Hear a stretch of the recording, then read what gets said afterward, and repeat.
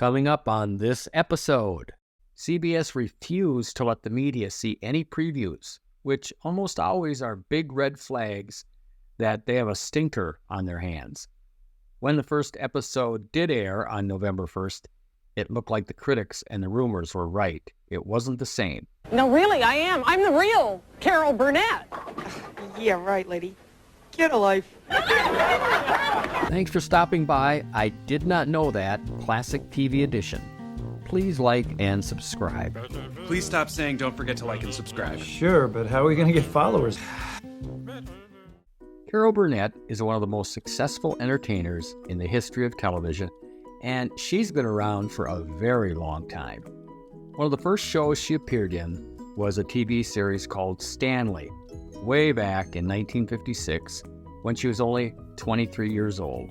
She played Buddy Hackett's girlfriend in the series.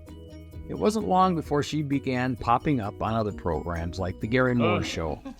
Pardonnez-moi. La plume de matin. Maybe that's where we know each other from. Or a celebrity player on a game show like Password. This is the delightful comedy star of stage and The Gary Moore Show, Carol Burnett. Hello, and this is my partner, Bill Splon from Spartanburg, South Carolina. Or a panelist on a show like I've Got a Secret. Are you an actor? Do you have an audience when you do this? No. No audience? I was going to ask you if you played Santa Claus or something. But as most people know, she's most famous for her variety show that began in 1967 on CBS called The Carol Burnett Show, and it ran 11 years until 1978. In the early 60s, she'd signed a 10-year contract with CBS, and one of the stipulations was she was going to be able to do 30 one-hour TV shows. But when she said she was ready to do the shows and she told them she wanted to do a variety show, the vice president of CBS said no. He said only men do variety shows like Milton Berle, Jackie Gleason, and Dean Martin. But fortunately for her, she had that signed contract in her back pocket. So she ignored what he said and went ahead and began putting together her variety show anyway, which went on to become the most awarded show in history, winning 25 Emmys over those 11 years. So fast forward to more than a decade after the Carol Burnett Show went off the air, Carol was approached by NBC, and they asked her if she'd be interested in returning to television. She was, but she wasn't interested in doing another variety show.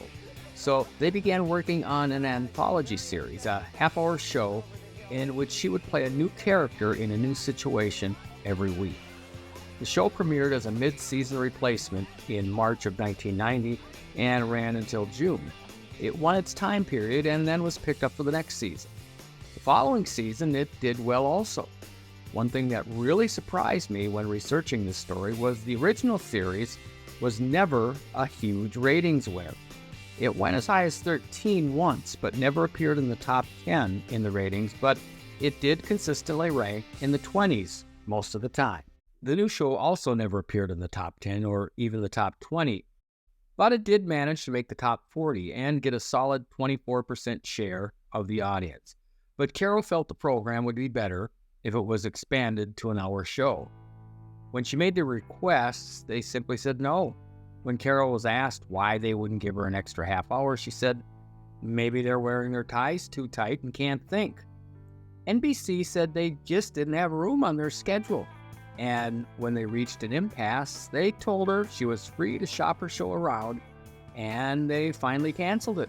We've covered a few entertainers who had previously been in a successful series and then tried to do it again and failed, sometimes big time.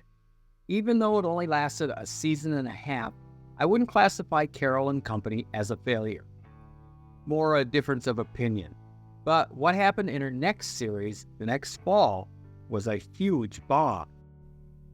CBS wanted her back, and by the late fall of 1991, she came back and tried to revive her old series, The Carol Burnett Show. But there were rumors in the media, even before the first episode aired, that the show was in trouble, even before it got out of the gate. Another story that came out was that NBC had hired writers from Saturday Night Live for Carol's show, and it wasn't working out. CBS refused to let the media see any previews, which almost always are big red flags that they have a stinker on their hands.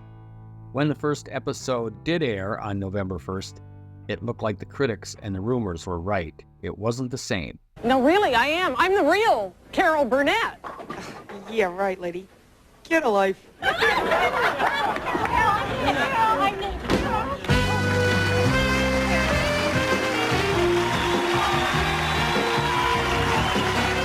There was no Harvey Korman or Tim Conway. It had an entirely new cast, and the whole thing felt a bit awkward. It did have weekly guests like Vicki Lawrence, Martin Short, and Jim Nabors, but apparently the magic was gone. The ratings were bad, and it was canceled after only 9 episodes. This had to be pretty painful for Burnett after having her other series end so quickly, and now having to face a rejection of the attempted revival of her original show. As we've discussed in my previous episodes, big stars like Lucille Ball, Dick Van Dyke, and Mary Tyler Moore can't hit a home run every time. Sometimes you strike out or even lay an egg. So why did the revival of her old show fail? I think there were a couple big reasons. Variety shows that, while huge in the 60s and 70s, had seen their time come and go. I think the very last variety show that had some success was the Barbara Mandrell show, and that ended in 1982. America no longer found them entertaining and had moved on. Another big reason, as earlier mentioned, her show had no Harvey Korman or Tim Conway, and it also didn't have a Vicki Lawrence, Lyle Wagner, or even a Ken Berry. While it may have been called the Carol Burnett Show, it really wasn't anymore, at least not how everyone remembered it. Let's close this episode on a positive note.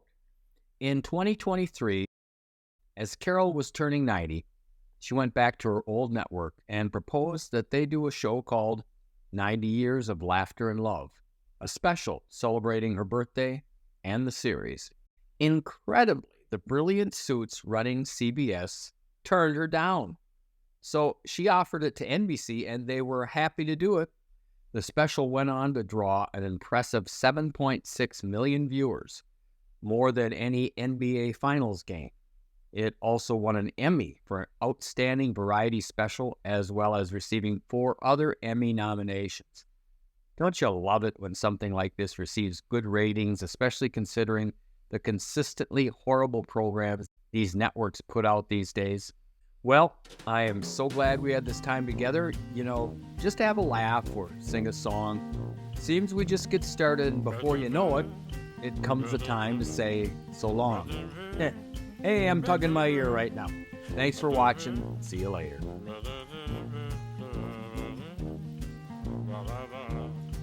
Ba-da-da.